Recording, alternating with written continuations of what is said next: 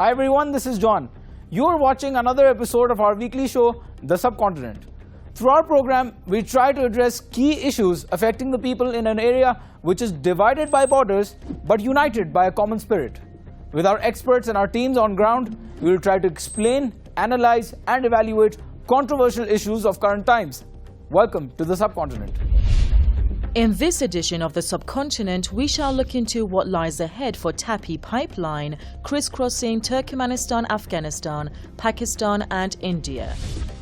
Also, we will focus on regional competition for influence in Afghanistan, the contest between India and Pakistan.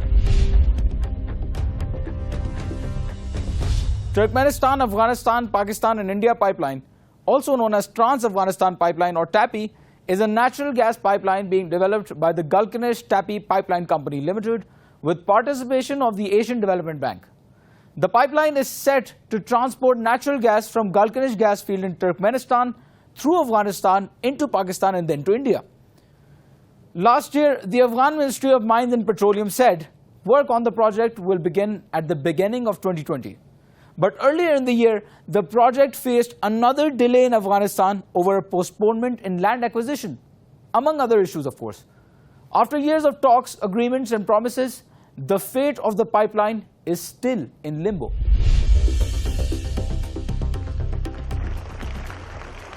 There are delays after delays in most sections of the TAPI pipeline. To understand why, we need a bird's eye view of this long-sought Silk Road-esque dream. Here's TAPI. On one side of the equation, Turkmenistan has good energy resources with a vision to diversify its purchases. On the other side, there are three buyers. Afghanistan is a small buyer and more of a transit country. Then there is the energy-starving Pakistan with an insurmountable appetite. And finally India, which is also in shortage. Energy is the lifeline of economic developments and its core raw material. And all these countries need some sort of it for their plants to produce electricity, which can bring about progress. So why does this marvelous plan for energy reforms keep failing? Pundits believe the fatigue is not caused by legal and regularity framework. It is due to poor implementation, caused by poor decision-making, driven by lack of transparency and data reliability. Why? Apparently too many interest groups would spoil or at least stall any project. Upon the inauguration of the project in 2018, Afghan President Ashraf Ghani clasped hands with the Turkmen President Gurbanguly Berdimuhamedov, the then Pakistani Prime Minister Shahid Khaqan Abbasi, and then Indian Minister of State for External Affairs MJ Akbar in a four-way handshake that said to mark the start of work on the Afghan portion of the pipeline. TAPI gas pipeline with an annual capacity of 30 BCM will be 1,814 kilometers long, including 214 kilometers to be laid in the territory of Turkmenistan, 774 in Afghanistan, and 826 kilometers in Pakistan to the town of Fazilka on the border with India. Its cost is preliminarily estimated at about $10 billion. Some say TAPI remains a hostage of the political situation in Afghanistan and India-Pakistan relations. It is probably true because governments want votes, so it is natural that they go for political wishes, not economic wishes, and definitely not the efficient optimization of energy consumption.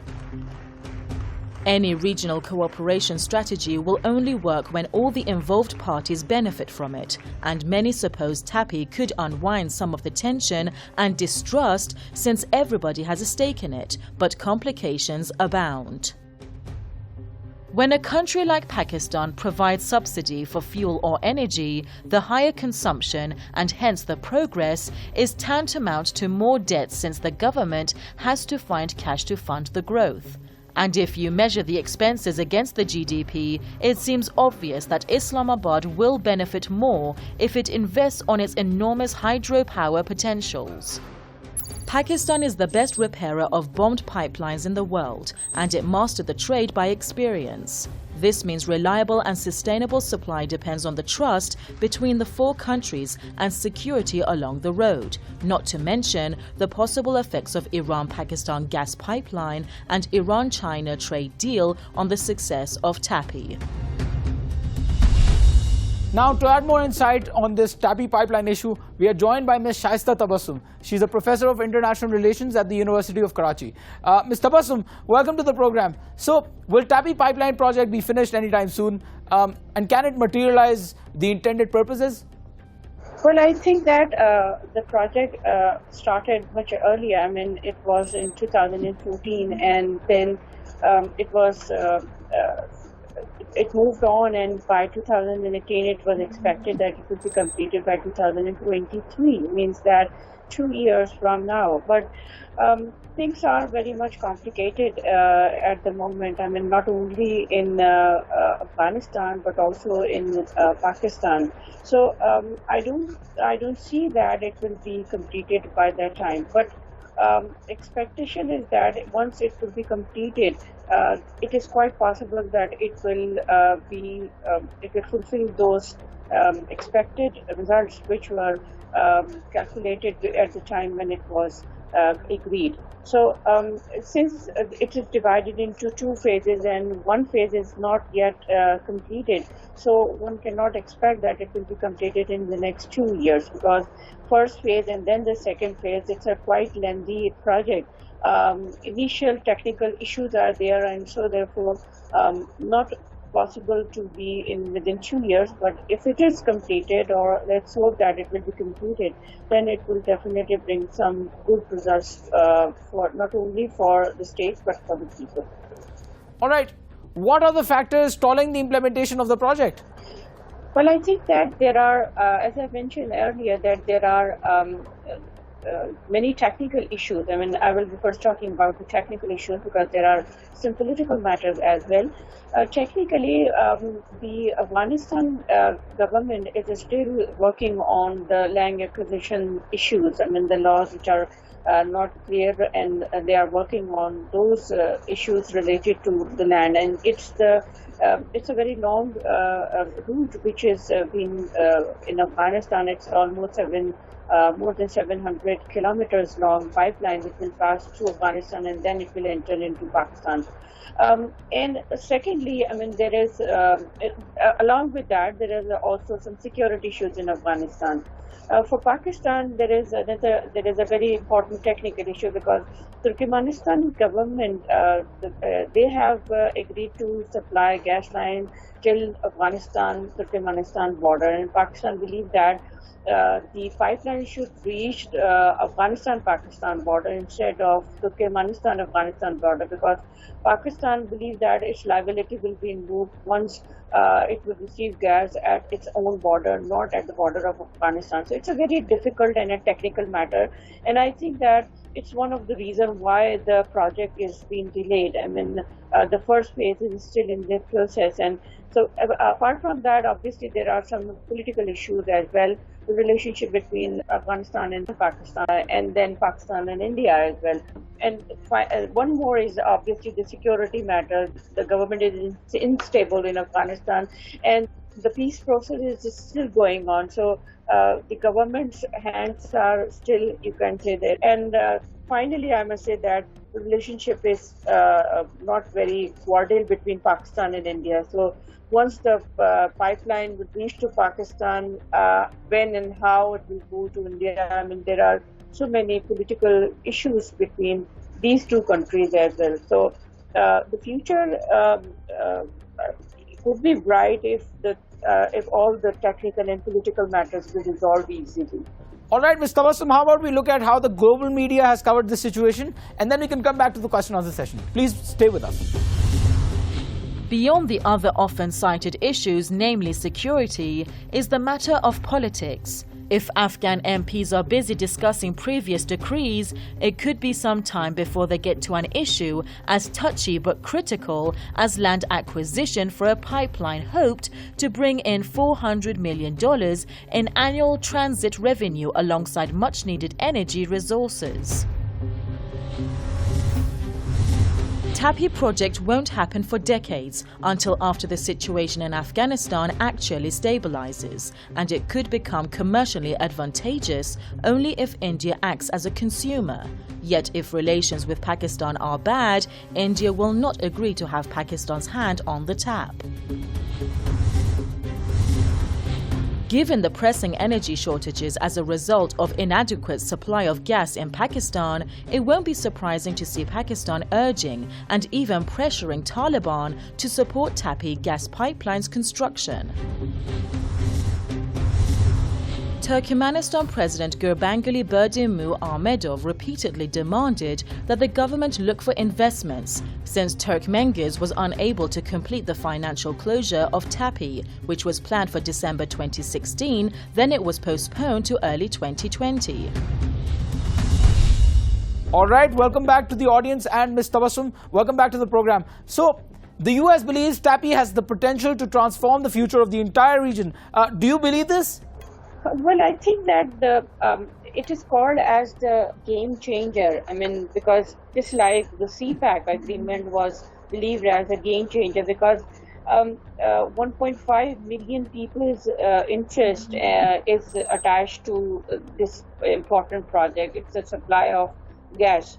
And obviously, the energy is a very important issue in Pakistan, in the entire South Asia is an energy deficient region. So availability of energy at cheap price would definitely be a game changer.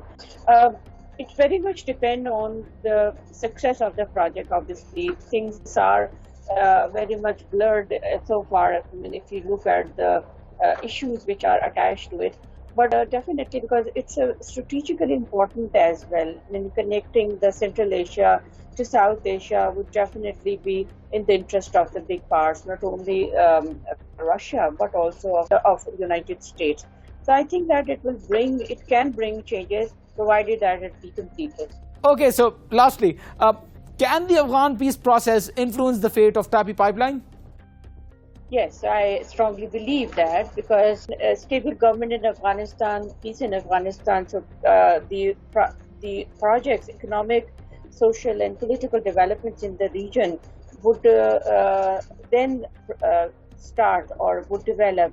If the peace and progress be not there in Afghanistan, obviously things would remain complicated and difficult to handle. All right, Ms. Tabassum, thank you so much for being with us on our show. Thank you very much for the invitation. Viewers, let's see how people on social media see this situation, and then we can continue with the rest of the show. This short video on YouTube gives us a general geographical information about the proposed TAPI and IPI projects, including the important cities and sites involved in these projects.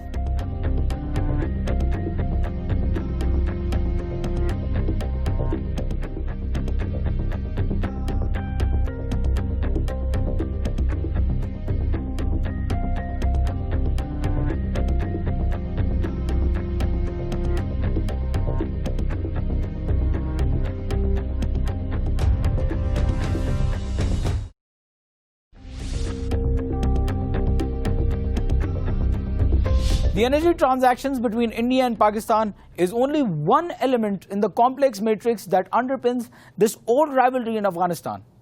There are numerous colliding forces at play, as their interests, fears and strategies differ drastically within the context of peace negotiations, developments in Kashmir and the so-called proxy violence. Pakistan has a strong relationship with the Taliban, while India has a strong relationship with the Afghan government. Many developments are taking place and the situation is becoming more and more complicated. Afghanistan is the most consequential battle of influence between India and Pakistan. India tries to cultivate Afghanistan as a natural partner, while Pakistan seeks to counter what it calls an Indo-Afghan nexus to encircle and weaken Islamabad. India and Pakistan pursue mutually exclusive objectives in Afghanistan and use different tools to achieve their respective goals. Viewing the intentions and capabilities of each other through an adversarial lens, India and Pakistan continuously misread and exaggerate each other's activities in Afghanistan. Confidence-building measures based on transparency and economic cooperation are not likely to improve their relations. However, an inclusive Afghan settlement should at least reduce prospects for violence between India and Pakistan in Afghanistan. India versus Pakistan is a conflict often called a possible prelude to World War III. But what can ignite it? Can Afghanistan be the trigger? Which side really does have the upper hand? Who will benefit from that? Some people believe the hostility between India and Pakistan lies at the heart of the current war in Afghanistan. The rivalry between the two nuclear powers as they vie for influence over Afghanistan may be far beyond the indigenous conflict in the country.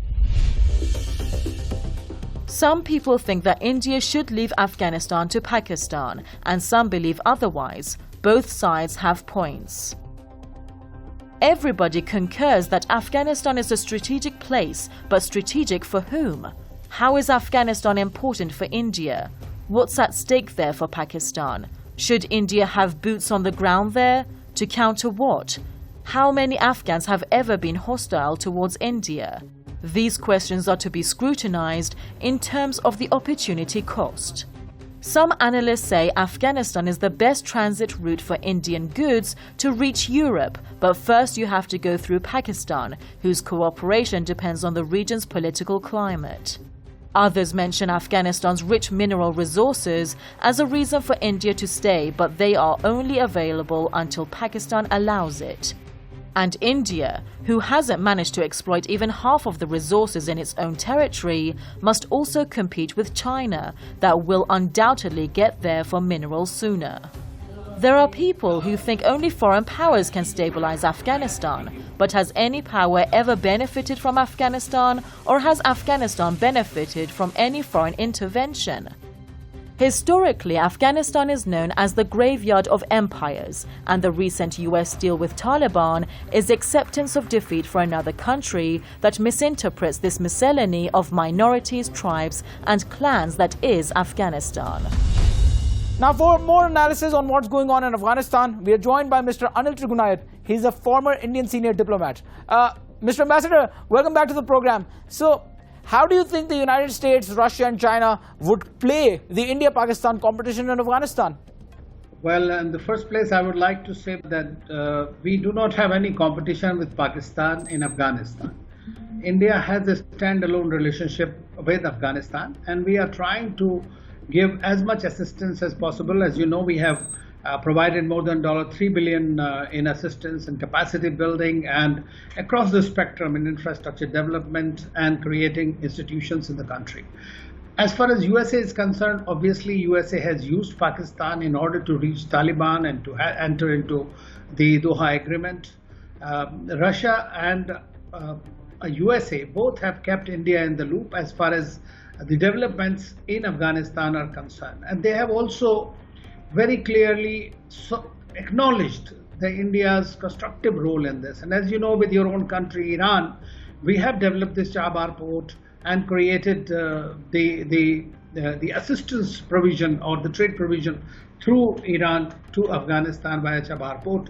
So India is committed to the peace, stability that is actually brought forward by the Afghanis themselves. And we support that, and I believe that the other countries will continue to acknowledge India and Afghanistan's relationship that goes centuries back. All right, what about the US-Taliban agreement?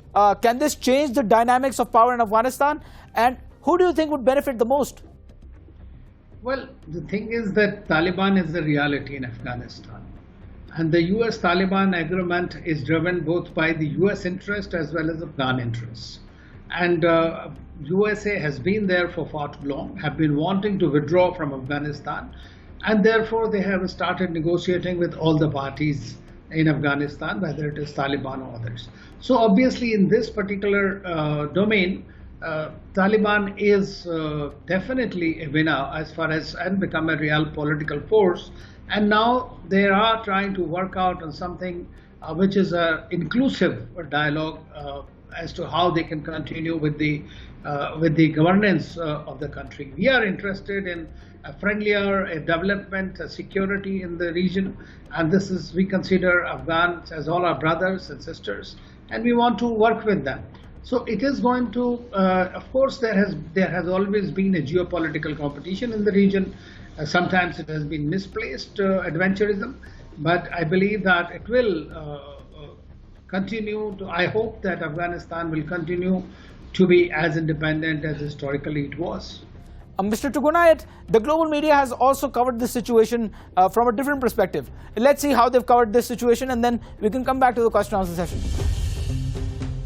It's true that after the military clashes with China, New Delhi's strategic mind space is totally occupied with the complexities of disengagement process from the Himalayas. Nonetheless, it cannot afford to write off Afghanistan as a strategic priority in India's foreign policy calculus.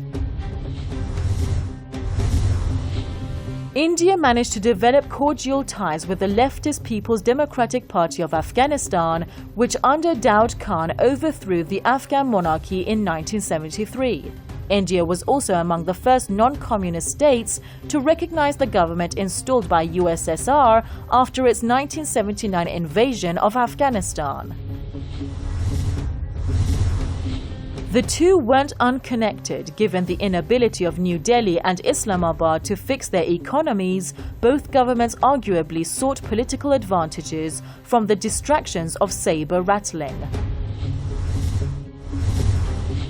Reports indicate that ISIS is rapidly gaining recruits from India and Pakistan for its Afghanistan and Central Asia operations. The emerging threat in this regard would require close counter-terrorism cooperation between Islamabad and New Delhi if the group is to be successfully defeated in Afghanistan.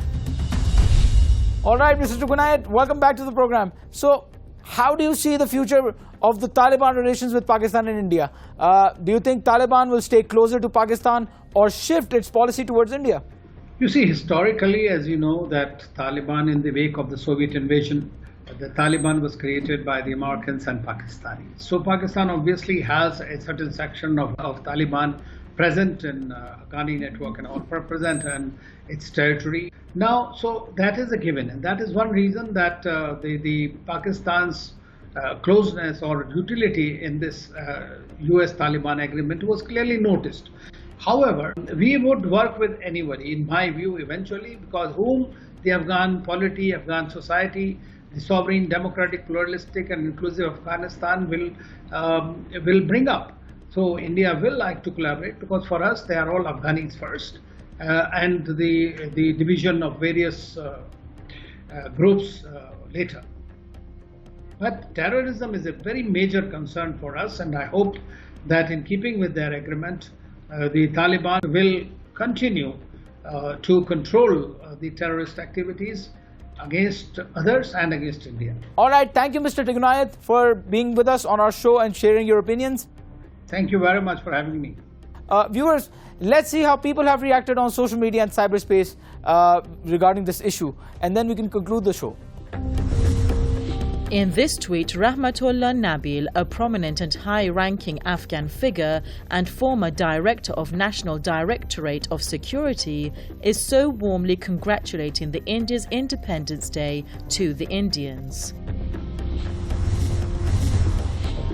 According to the UN report, he believes that the Afghan and Indian intelligence agencies are supporting anti-Pakistan militants trying to destabilize this country.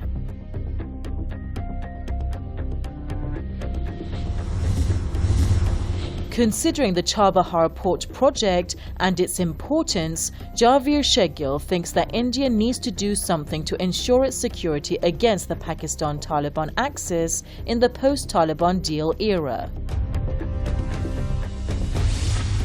And that was our episode covering the Tapi pipeline project and the contest of India and Pakistan in Afghanistan. For more updates, follow us on our social media platforms. Our teams work really hard to make this program as best as possible for you, so make sure to give us feedback about what you think. See you same time, same day next week. Thanks for watching.